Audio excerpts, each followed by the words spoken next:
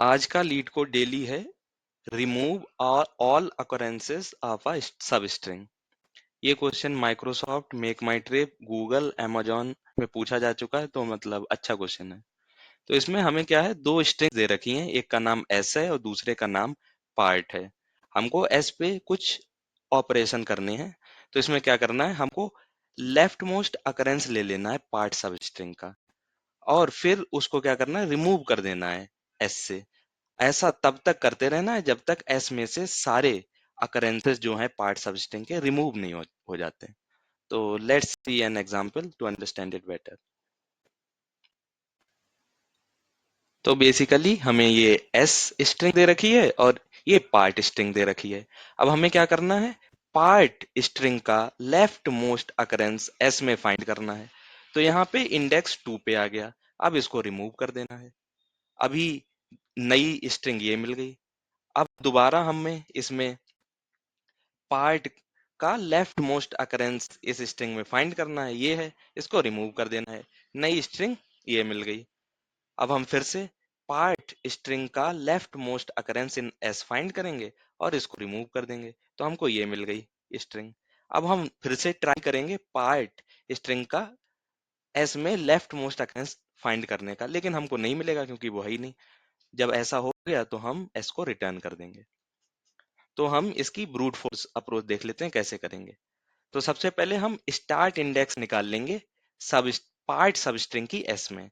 यहाँ पे ये पार्ट सबस्ट्रिंग है, तो इसकी हम स्टार्ट इंडेक्स निकाल लेंगे एस में, लेफ्ट मोस्ट अकरेंस की। तो यहाँ पे 2 हो गई। और फिर जो पार्ट की लेंथ है उसके बराबर नंबर ऑफ कैरेक्टर्स हम डिलीट कर देंगे। तो लेंथ 3 है, 3 कैरेक्टर्स डिलीट कर दिए। ऐसा तब तक करना है जब तक एस में कोई भी अकरेंस ना बचे पार्ट का। तो अभी स्ट्रिंग ये मिली, इसमें पार्ट का अकरेंस है। तो हम फिर से स्टार्ट इंडेक्स फाइंड करेंगे लेफ्ट मोस्ट अकरेंस की, और लेंथ के बराबर कैरेक्टर्स डिलीट कर देंगे। ये स्ट्रिंग मिली, इसमें भी अकरेंस है, तो हम फिर से स्टार्ट इंडेक्स निकालेंगे और लेंथ के बराबर कैरेक्टर्स डिलीट कर देंगे। अभी ये स्ट्रिंग है, इसमें भी हम लेफ्ट मोस्ट अकरेंस फाइंड करने का ट्राई करेंगे, मतलब स्टार्ट इंडेक्स फाइंड करने का ट्राई करेंगे। लेकिन अब हमको स्टार्ट इंडेक्स अगर फाइंड फंक्शन लगाएंगे तो -1 मिलेगी। इसका मतलब अब इसमें पार्ट सब स्ट्रिंग का कोई भी अकरेंस नहीं है, तो हम इसको रिटर्न कर देंगे as an answer. So let's see the code.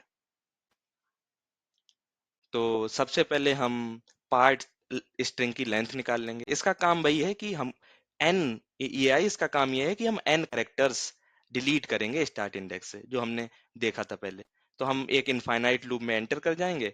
सबसे पहले फाइंड कर लेंगे स्टार्ट इंडेक्स पार्ट सब स्ट्रिंग की जो एस में है।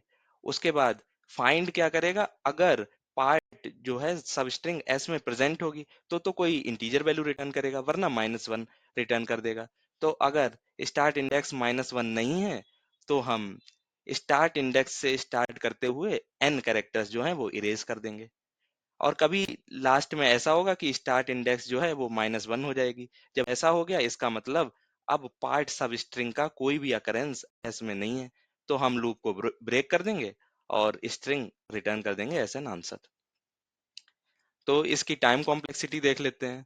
तो बेसिकली अगर टाइम कॉम्प्लेक्सिटी देखेंगे तो फाइंड फंक्शन विगो ऑफ एन ले रहा है, इरेज भी विगो ऑफ एन ले रहा है, और आइट्रेशन कितने होंगे, मान लेते हैं इसकी लेंथ m है, इसकी लेंथ n है, तो वर्स्ट केस में n बाई m आइट्रेशन हो सकते हैं क्योंकि उतने ही डिलीशन करने पड़ेंगे। तो टाइम कॉम्प्लेक्सिटी हो जाएगी n square by m। Space complexity तो मतलब जब हम इरेज फंक्शन कर रहे हैं तभी यूज कर रहे हैं, एक नई स्ट्रिंग टाइप का कॉनकैट कर रहे हैं बीच के एलिमेंट रिमूव करके। तो space complexity big of N हो जाएगी।